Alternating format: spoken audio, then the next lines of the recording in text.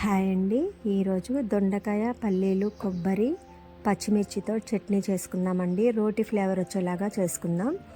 ఒక half KG వరకు పచ్చిమిర్చి శుభ్రంగా కడిగేసి మధ్యకి కట్ చేసుకొని ఆరబెట్టానండి. వాటర్ ఉంటే నూనెలో వేసినప్పుడు పేలుతాయి కాబట్టి దొండకాయలు కూడా ఒక హాఫ్ కేజీ శుభ్రంగా కడిగి మధ్య కట్ చేసుకున్నానండి. ప్యాన్ పెట్టి ఆయిల్ వేసి పచ్చిమిర్చి, ఎండు కొబ్బరి ఒక చిప్ప, ఎండు కొబ్బరి లేకపోయినా పచ్చిదైనా పర్లేదండి, ఒక చిప్ప, అలాగే ఒక చిన్న కప్పు పల్లీలు, ఒక 5-6 ఎండుమిర్చి, ధనియాలు ఒక 2 స్పూన్లు వేసేసి బాగా కలదిప్పుకుంటూ మాడిపోకుండా కుక్ చేసుకున్నానండి. బ్రౌన్ కలర్ రావాలండి పచ్చిమిర్చి, అలా అయితేనే చట్నీ చాలా బాగుంటుంది. పచ్చిమిర్చి ఎంత వేగితే చట్నీ అంత బాగుంటుందండి, అలా అని మాడిపోకూడదు.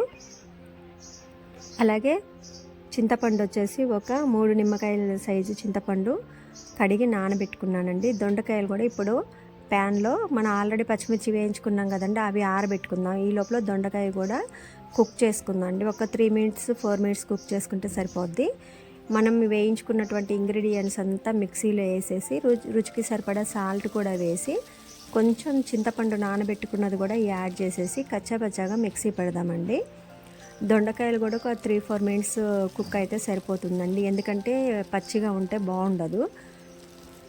అందువల్ల మనం ఒక 3-4 మినిట్స్ కుక్ చేసుకుందాం. ఆరిన తర్వాతనే మిక్సీలో వేసుకుందామండి, లేకపోతే మిక్సీలో ఉన్నటువంటి బ్లేడ్లు కరిగి పాడైపోతాయి.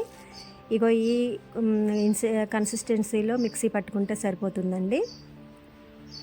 ఇక దొండకాయలు కూడా వేసుకొని మిక్సీ పట్టుకున్న తర్వాత ప్యాన్ పెట్టేసి ఆయిల్ వేసేసి వెల్లిపాయలు, అలాగే పచ్చిశనగపప్పు, జీలకర్ర, కొంచెం పసుపు, అలాగే